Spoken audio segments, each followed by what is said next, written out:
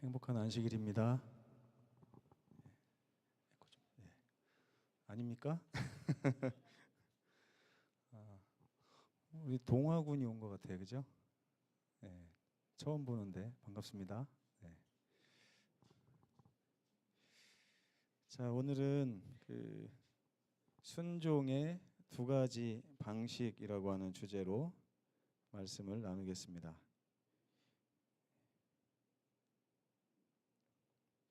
볼륨 조금만 올려주세요.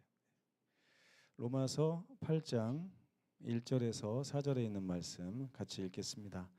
시작. 그러므로 이제 그리스도 예수 안에 있는 자에게는 결코 정죄함이 없나니 이는 그리스도 예수 안에 있는 생명의 성령의 법이 죄와 사망의 법에서 너를 해방하였음이라. 율법이 육신으로 말미암아 연약하여 할 수 없는 그것을 하나님은 하시나니 곧 죄로 말미암아 자기 아들을 죄 있는 육신의 모양으로 보내어 육신의 죄를 정하사 육신을 따르지 않고 그 영을 따라 행하는 우리에게 율법의 요구가 이루어지게 하려 하심이니라. 아멘. 여러분은 구원을 확신하십니까? 네. 아닙니까? 네. 솔직하셔서 참 좋습니다. 네.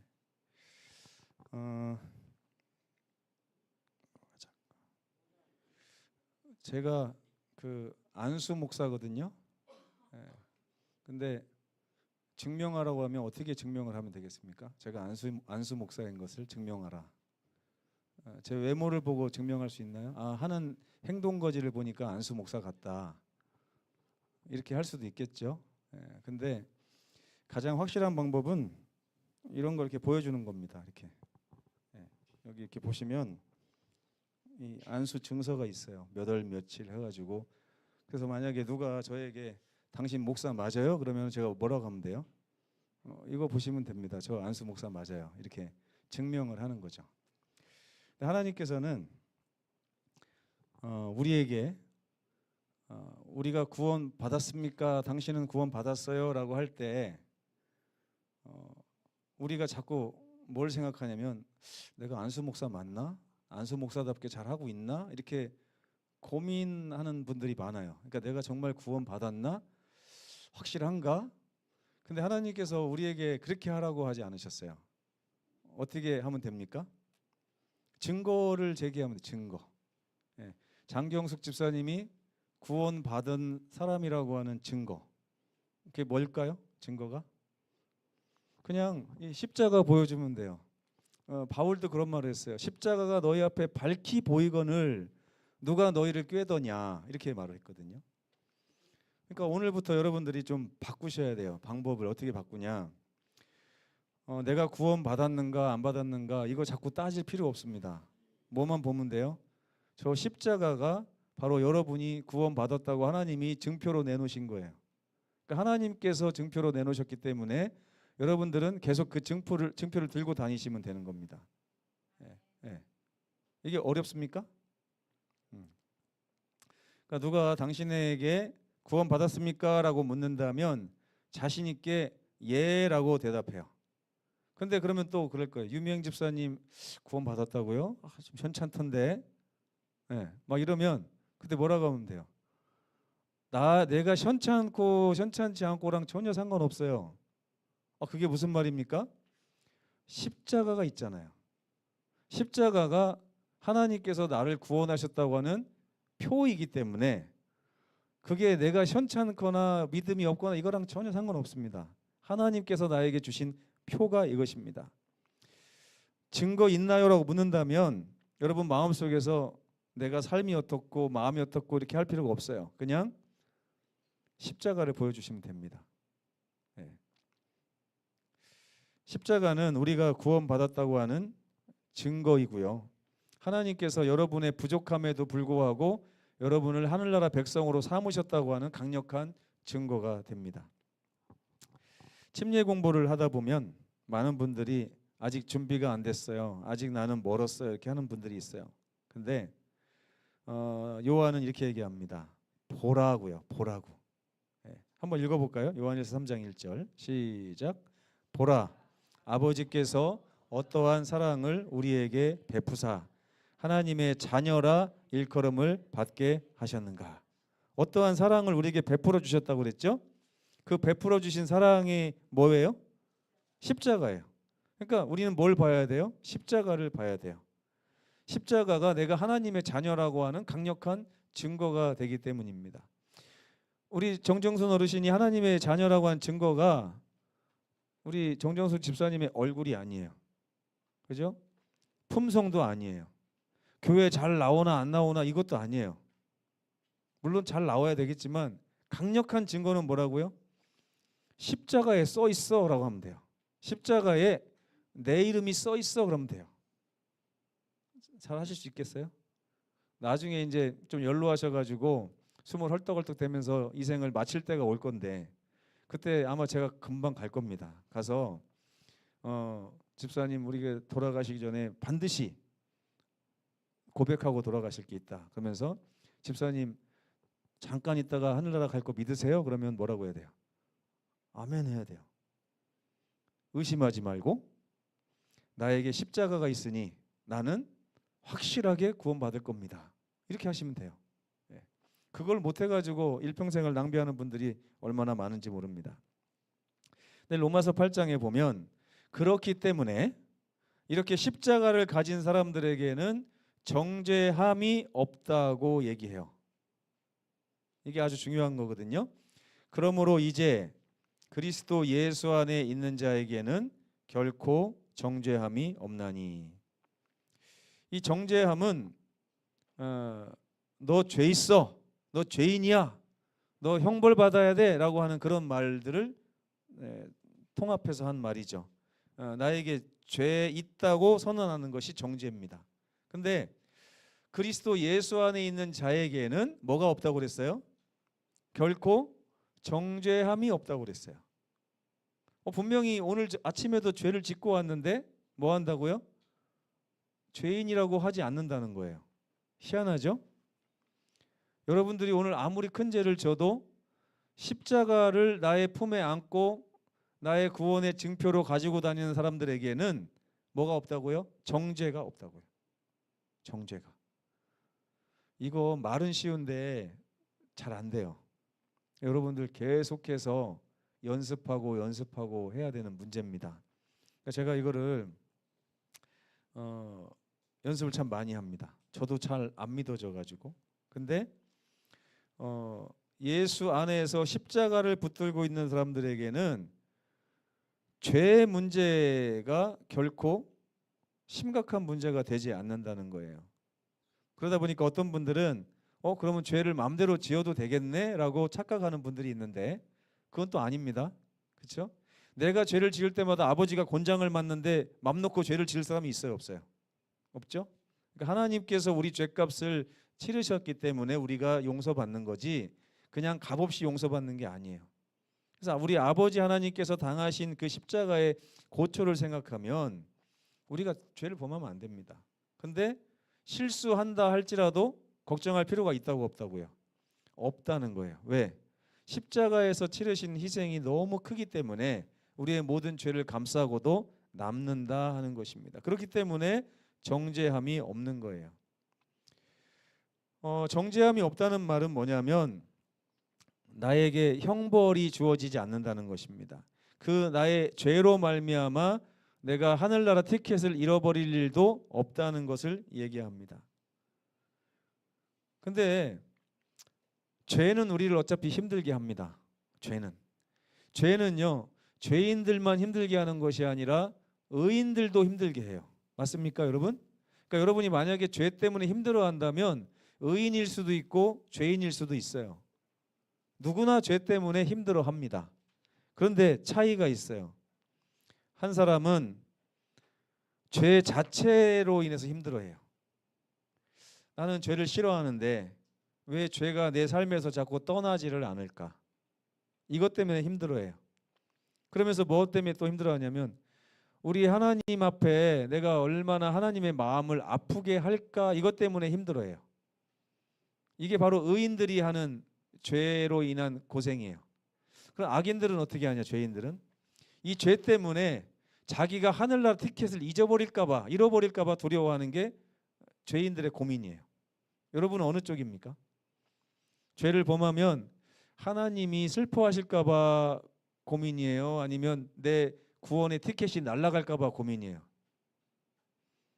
그 죄인과 의인의 가장 강력한 차이가 뭐냐면 의인들은요, 아무리 큰 죄를 지어도 내 티켓이 날아간다는 생각 자체를 안 합니다. 너무나 확실하게 하나님이 주셨기 때문에. 그럼 뭐 가지고 고민해요? 내 죄 때문에 하나님이 얼마나 마음 아파하실까? 이것 때문에 고민하는 게 의인이에요. 근데 죄인들은요, 내 죄 때문에 하나님이 아픈 거 별로 관심 없어요. 뭐에만 관심 있어요? 이기적인 욕심, 내가 구원 받을 것인가 못 받을 것인가, 이것만 가지고 고민하게 되는 거예요. 여기에서 여러분들이 하나님께 영광 돌릴 수도 있고 하나님에게 영광을 못 돌릴 수도 있는 것입니다. 그래서 요한일서 4장 18절에 보면 하나님의 구원의 사랑 안에 들어간 사람은 두려움이 없대요. 그 온전한 사랑이 그 두려움을 내쫓는데, 이 두려움에는 형벌이 있기 때문이래요. 형벌이 뭐냐? 하늘나라 못 가는 게 형벌이에요. 하늘나라 못 가면 어떻게 돼요? 멸망당하는 거예요. 그게 형벌이거든요. 그러니까 내가 하나님 안에서 뭔가를 두려워한다는 얘기는 자꾸만 내 운명이 십자가가 있음에도 불구하고 하늘나라 티켓이 자꾸만 없어질 수 있다고 하는 그런 고민에 사로잡히는 거. 이거는 정말 하나님이 너무너무 싫어하시는 거예요. 이미 다 주셨는데. 그러니까 두려움의 원인은 결국에는 구원을 잃어버릴까 봐 두려워하는 것입니다. 그래서 그 형벌을 면하기 위하여 이 사람들이 하나님의 계명을 막 순종하려고 그래요. 하나님의 계명을. 그러니까 하나님에게 영광 돌리기 위해서 다른 우상을 섬기지 않는 것이 아니라 내 구원으로부터 안전하게 내 구원을 지키기 위해서 십계명을 자꾸 지켜간다는 거예요. 만약에 하나님이 너 구원 없다 그러면은 부모님한테도 욕하고 돌아설 사람들이에요. 십계명에 그렇게 나와 있잖아요. 그래서 이 십자가에서 베풀어 주신 구원에 대해서 내가 이해하는 이해에 따라서 우리가 율법을 순종하는 방식이 달라집니다. 여러분 어느 쪽인가 한번 보세요. 율법은 사람에게 분명히 순종을 요구합니다. 율법은 순종해야 돼요. 근데 어떤 사람은 구원을 잃어버릴까 봐 순종하는 사람이 있어요. 안식일도 왜 지켜요? 안식일? 교회 안 나오면 구원 잃어버릴까 봐. 헌금 왜 내요? 헌금 안 내면 구원 잃어버릴까 봐. 우상 숭배 왜 안 해요? 왜 절에 가서 왜 장례식장 가고 두 번 절하는 걸 그렇게 싫어합니까? 우리가 그냥 할 수도 있는데. 예전에 우리 애들한테 세배를 한번 받아본 적이 있어요. 생전 태어나서 처음이라고. 저도 이제 부모라고 해서 세배를 받는데 세배 받기까지 한 3, 4년 걸리더라고. 허리가 안 구부러져요, 애들이. 근데 처음에 세배하라고 했더니 우리 단우하고 다나가 세배를 하는데 다나가 저한테 2번 하더라고요. 2번. 그랬더니 단우가 보더니 지는 3번을 해요. 그 무슨 의미가 있습니까, 사실. 그렇죠? 근데 우리는 그거를 안 하려고 그러죠. 왜? 우상 숭배, 뭐 죽은 사람한테 왜 숭배, 이렇게 뭐 이상한 생각 가운데 빠져가지고 사실 별거 아닌데도. 근데 하나님의 율법을 사랑해서 주야로 묵상하는 그런 신앙을 하는 게 아니라 하나님의 율법 중에서 하나라도 어기면 내 구원이 날아갈 것 같으니까 계속 전전긍긍하면서 두려움 가운데 안식일도 지키고 부모님도 공경하고 그렇게 한다는 거예요. 근데 이렇게 구원에 대해서 의심하면서 계명을 지키는 분들에게 당신 구원 받았습니까? 라고 물어보면 100이면 100 다 뭐라고 대답할까요? 아니라고 합니다. 아직 멀었다고. 그 차이가 거기서 오는 거예요. 근데 십자가를 통해서 나에게 주어진 이 구원이 마치 이 증서처럼 확실하다라고 믿고 사는 분들은요, 내한테 죄가 있으면 이 증서를 끌어안습니다. 이렇게. 나 그래도 구원받은 사람이야. 나 구원받은 사람이야. 하나님이 가장 좋아하는 행동이에요. 죄를 지면 질수록 십자가를 굳게 껴안는 사람들. 이거밖에 희망이 없잖아요. 그죠? 내가 십계명을 완전히 다 순종하고 의로운 사람이 돼서 구원 얻는 거 불가능해요. 그래서 사단 마귀는 계속해서 우리를 그걸 가지고 공격한단 말이에요. 근데 그럴수록 우리는 자꾸 십자가를 내버리려고 그래요. 십자가가 나에게 필요 없어진 것처럼 생각해요. 근데 아닙니다, 여러분. 사단이 여러분의 마음을 괴롭히면 괴롭힐수록 여러분은 십자가를 굳게 끌어안아야 됩니다. 이건 내 거기 때문에, 하나님이 나에게 준 선물이기 때문에 죽어도 너에게 내놓을 수 없다. 이것만 잘하면 구원의 확신을 가지고 여러분들이 아주 행복하게 사실 수 있습니다. 그래서 제가 언젠가 한번 기도를 한번 알려드린 적이 있어요. 주무시기 전에 하나님, 오늘 하루를 되돌아보니 또 죽을 죄를 지었습니다. 용서해 주십시오 라고 기도하고 주무시는 분들이 있어요. 잘하는 걸까요? 못하는 걸까요? 괜찮은 기도입니까? 괜찮은 기도라고 생각하세요? 근데 해보시면 압니다. 이게 얼마나 비참한 기도인지. 왜 비참하냐면 밤새도록 하나님이 응답을 안 하실 때가 많아요. 용서해달라고 분명히 기도하고 잤는데 하나님이 음성을 안 들려주시는 거예요. 내가 정말 구원 받았는지 막 헷갈려요. 제가 제주도로 발령 날 때 비행기를 타는데 이 비행기가 꼭 가다 떨어질 것 같은 거예요. 그래가지고 야, 오늘 잘못하면 내가 죽을 수도 있겠다. 그래서 비행기를 타기 전에 가만히 생각해 보니까 양심에 찔리는 게 너무 많아요. 그래서 그 순간에 대합실에 앉아가지고 회개 기도를 했습니다. 하나님, 그동안 지은 죄를 다 용서해 주시고 오늘 가다 내가 죽더라도 하늘나라에 꼭 데리고 가시라고 막 기도를 했는데 비행기 탔는데도 확신이 안 와요. 바로 하나님 나타나셔가지고 응답을 해주시면 좋겠는데 그게 없는 거예요. 그래서 제가 이 기도를 한동안 드리다가 그냥 내려놨어요. 이건 아닌가 보다. 어느 날 성경을 읽으면서 하나님, 제가 행복해질 수 있는 기도를 좀 알려주십시오. 그랬더니 하나님이 십자가를 보여주시면서 이 십자가를 놓고 기도를 하라는 거예요. 어떻게? 자, 아까랑 똑같이 기도해 보겠습니다. 하나님, 제가 오늘 하루를 되돌아보니 또 죄를 져서 죽을 죄를 졌습니다. 아까는 뭐라고 기도했어요? 처음에는 모든 죄를 용서해 주십시오 그랬잖아요. 근데 그렇게 하면 안 돼요. 어떻게 해요? 근데 저에게 십자가를 주셔서 너무 감사합니다. 예, 다르죠? 이 십자가가 뭐라고요? 나의 구원의 증표라고요. 내가 죄로 얼룩진 하루를 살았음에도 불구하고 하나님께서 준 이 십자가가 여전히 나에게 있기 때문에 나는 오늘도 감사하게 잠들 수 있습니다 라고 잠드는 거예요. 다르죠? 이거 배우셔야 돼요, 여러분. 이거 못 배우시면 일평생 구원의 확신 없습니다. 일평생. 사탄이 나를 넘어뜨릴 때마다 늘 괴로워요. 늘 괴로워요. 근데 이거 제가 일부러 가지고 왔어요. 여러분들 이거 기억에 남으라고 일부러 가져왔어요. 이 십자가가 이런 증표예요. 내가 아무리 죄가 많아도 이 십자가가 나의 모든 죄를 뒤집어 씌운다는 거예요. 그러니까 오늘 하루를 되돌아보면서 여러분들이 회개 기도하고 주무시면 안 돼요. 무슨 기도를 해야 돼요? 구원에 대한 감사 기도를 하고 주무셔야 돼요. 저녁 때. 하나님, 오늘 제가 또 어쩔 수 없이 죄인이기 때문에 죄를 범했습니다. 그러나 저에게 이 증표를 주셔서 너무 감사합니다 하고 잠들어야 돼요. 그러면 다음날 깨보면 하늘나라야. 아멘? 예. 이게 바로 정죄와 상관없는 사람들입니다. 왜?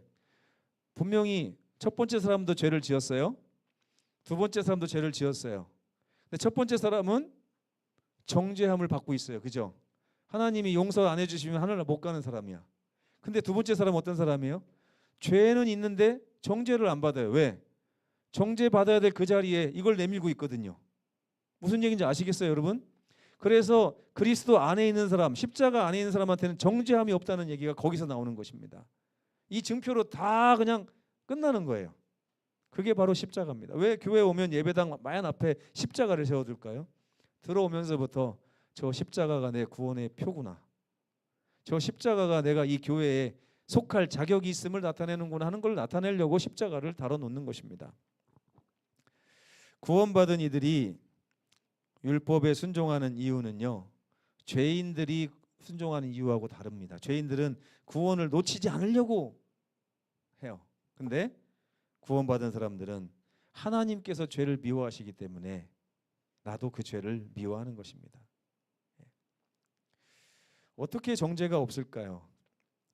그리스도 예수 안에 있는 자들의 마음 속에는 정죄에 대한 두려움이 사라집니다. 여러분 해보세요. 제가 이 기도를 지금 한 3, 4년째 하고 있어요. 이제 서귀포에서 나올 때쯤에 성도들에게 설교를 하고 나왔어요. 이 설교를. 그러면서 저에게 계속 적용하고 있어요. 저도 하루를 되돌아보면 죄로 얼룩질 때가 많아요. 근데 그때마다 잠들기 전에 1분이면 됩니다. 1분. 24시간 중에 1분이면 여러분들이 안전해지는 거예요. 그거 한번 해보시기 바랍니다. 1분. 하나님, 오늘도 저 같은 죄인에게 십자가를 주셔서 너무 감사합니다. 이렇게 하고 주무시면 돼요. 10초면 되겠는데? 10초. 그죠? 우리 김석 성도님 한번 해보시겠습니까? 오늘 밤에? 예. 정말 이거를요, 처음에는 잘 안 믿어지는데요. 한 3, 4개월 하다 보면 마음에 확신이 오면서 굉장히 은혜스럽습니다. 잘 때 되면 형벌로 인해서 막 두려운 게 아니라 오늘도 내가 죄인이라서 죄로부터 벗어나지는 못했지만 하나님의 십자가가 있으니 얼마나 안전한가, 얼마나 나는 행복한 사람인가. 이 말씀이 어디 나오는지 아십니까? 신명기 33장 맨 마지막. 이스라엘이여 너는 행복한 자로다. 여호와의 베풀어 주신 구원을 너처럼 얻은 자가 누구냐. 아멘. 예, 여호와가 베풀어 주신 구원을 우리처럼 얻은 사람이 어디 있어요? 이거 가지고 매일매일을 기쁘고 즐겁고 행복하게 잠드는 연습 하셔야 됩니다. 그러면 여러분들의 매일의 삶이 즐거움으로 가득 차요. 다음날 아침 일어나면 밤새 하나님의 응답을 안 하셨을까 이렇게 하는 게 아니라 개운해지면서 오늘도 또 용기 내서 하나님께 영광 돌리기 위한 삶을 한번 살아봐야 되겠다라는 마음으로 하루를 시작할 수 있습니다. 네. 하나님께서 미워하시는 것은 죄인일까요? 죄일까요? 확실하세요? 네. 하나님께서는 죄는 미워하시지만 그 죄가 덕지 들러붙어 있는 죄인은 미워하지 않으십니다. 지난주에 어떤 친구가 블로그에다가 그런 내용을 올렸더라고요. 되게 재밌는 내용이에요. 중고 장터에 5만 원을 현금 5만 원을 4만 원에 팝니다라는 게 올라왔어요. 이해가 되세요? 현금 5만 원을 4만 원에 팝니다.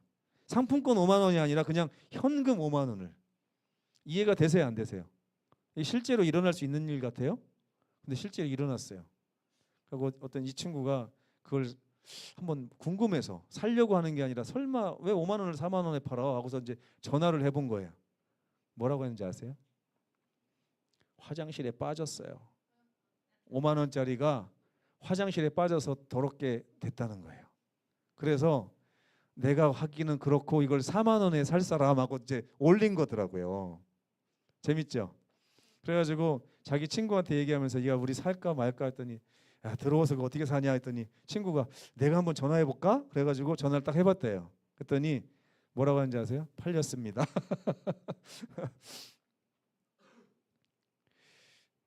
뭐가 묻었다고 해서 5만 원이 4만 원이 되는 건 아니죠. 그죠? 그러니까 사람은 그래요. 우리 김정옥 집사님에게 죄가 묻어 있으면 사람은 가치를 폄하를 합니다. 그죠? 5만 원짜리인데 4만 원, 아니 3만 원도 못 쳐주겠는데 이렇게 해요. 근데 하나님은 그렇게 안 하신다는 거예요. 5만 원은 그냥 5만 원인 거예요. 씻어내면 되는 거니까. 그러니까 하나님께서는 여러분에게 묻어 있는 오물 상관하지 않으시기 위해서 십자가를 세우신 것입니다. 그러니까 하나님께서는 죄를 심판하려고 하는 것이지 죄가 묻어 있는 죄인을 심판하려고 하는 게 아니에요. 그러니까 하나님이 죄인을 미워한다고 하는 것은 사탄의 완전히 새빨간 거짓말입니다. 절대 속으시면 안 됩니다. 하나님께 있어서 죄인은 심판의 대상이 아니라 씻겨서 회복시켜야 되는 긍휼의 대상임을 잊지 마셔야 됩니다. 죄인들의 정체가 바로 이거예요. 죄인은 하나님께서 그토록 미워하시는 죄가 들러붙어 있긴 하지만 하나님의 아들들인 것이죠. 그래서 마태복음 1장 21절에 예수님이 오실 때 하늘의 천사가 한 말이 이거예요. 아들을 낳으리니 이름을 예수라 하라. 이는 그가 자기 백성을 그들의 죄로부터 구원할 자이기 때문이다. 그렇죠? 자기 백성이라고. 죄가 묻어 있지만 자기 백성이라고 하시는 것입니다. 예수께서는 우리를 사랑하셔서 우리의 죄값을 십자가에서 다 치르셨어요. 그리고 우리를 죄의 고통 가운데서도 구원하시기를 원하십니다. 그래서 다른 말로 하면 죄인은 죽어 마땅한 사람들이 아닙니다. 죄인은요, 하나님의 치료가 필요한 하나님의 아들들을 얘기하는 말입니다. 예. 여러분, 그런 이 말을 담아서 옆 사람에게 한번 그 말을 해보시겠어요? 아, 하나님의 치료가 필요한 하나님의 아들이구나 이 죄인아, 이렇게 한번 해보세요. 한번 해보세요. 되게 웃겨요. 이게 웃기면서 기억에 남습니다. 당신은 김희영 집사님 옆에 장종수 집사님 보고 당신은 하나님의 치료가 필요한 하나님의 아들이군요 이 죄인아, 이렇게 해보시면 굉장히 은혜가 됩니다. 예, 죄인이 결국 나쁜 말이 아니라는 것을 알게 돼요. 근데 대부분의 사람들은 죄인이 나쁜 말이라고 생각해요. 의인은 좋은 말이고 죄인은 나쁜 말이라고 생각해요. 근데 아닙니다. 죄인은 굉장히 좋은 말이에요. 왜냐하면 죄인은 하나님이 치료하시기로 결정하신 하나님의 아들이라는 뜻이기 때문에 그렇습니다. 은혜가 되시나요? 예. 그래서 결론은 우리는 두려움 가운데서 율법을 순종하려고 애쓰지 않아도 됩니다. 죄로 인해 정죄받기보다는 죄로 인해 긍휼하심을 받는 하나님의 아들들이기 때문에 그렇습니다. 이제 우리는 하나님께서 죄를 미워하시는 마음으로 우리에게 들러붙어 있는 죄를 발견해야 돼요. 아, 나에게 더러움이 묻어 있구나. 하나님께서 그토록 원하시는 일은 나로부터 죄를 분리하는 일이지 죄와 함께 나를 심판하시는 일이 아닙니다. 우리는 예수 그리스도를 통해 죄를 처리해야 돼요. 그래서 이사야 1장 18절에 보면 예수님이 죄인들에게 오라고 하십니다. 죄를 가지고 한번 변론해 보자. 너희 죄가 아무리 붉어도 내가 양털같이 희게 하리라. 흰 눈처럼 하얗게 만들어 줄 테니 오기만 해라. 내가 너희의 죄를 처리하기 위해 왔노라라고 말씀하고 계신 것입니다. 그러면 우리는 죄가 있을 때 예수님으로부터 도망가야 될까요? 아니면 예수님께 더 가까이 나아가야 될까요? 이것만 잘하면 돼요. 근데 아까 이 죄에 대한 용서를 확인하고 감사하는 기도를 평소에 안 하신 분들은 100이면 100 죄를 지면 하나님으로부터 예수님으로부터 도망가게 돼 있습니다. 이유는 아실 거예요. 제가 이미 충분히 설명드렸고요. 그래서 여러분 십자가를 우리의 무기로 삼는 생애를 날마다 사시기 바랍니다. 그러면 내 죄가 심각할 때 그 죄를 해결하실 수 있는 유일하신 분이 예수님임을 알고 예수님께 가게 돼 있어요. 그래서 저녁 때 잠자기 전에 갑자기 예수님 만나고 싶다라는 생각이 듭니다. 그래서 예수님께 가서 예수님 제 죄 해결해 주셔야 될 것 같습니다. 이렇게 그리스도와 협력해야 되는 것입니다. 이거를 로마서 8장 4절에는 이렇게 기록하고 있어요. 육신을 따르지 않고, 여기서 육신은 뭐냐면 자꾸만 이 죄 때문에 내 구원을 잃어버릴 수도 있다고 생각하는 게 육신이에요. 그게 육신의 생각입니다. 그러나 그 영을 따라 행하는 우리, 영은 어떤 생각을 가지고 있냐면 너희가 아무리 죄가 많아도 십자가의 보혈로 구원받았으니 너희는 하나님의 아들이라고 증언하시는 게 성령이십니다. 그 말씀 성경에 나옵니다. 우리가 당신의 아들임을 증언하시는 분이 성령이라고요. 그래서 그 성령의 음성을 듣고 행하는 우리에게는 율법의 참 요구가 저절로 이루어진다고 성경이 말하고 있는 거예요. 율법의 참 요구.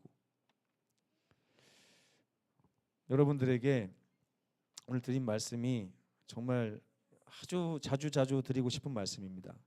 그리스도와 협력해서 죄의 정죄함을 벗고 날마다 우리 주님의 주신 십자가로 말미암아 구원의 기쁨을 누리는 우리 모든 성도들 되시기를 간절히 바라면서 말씀 마치겠습니다. 기도하시겠습니다.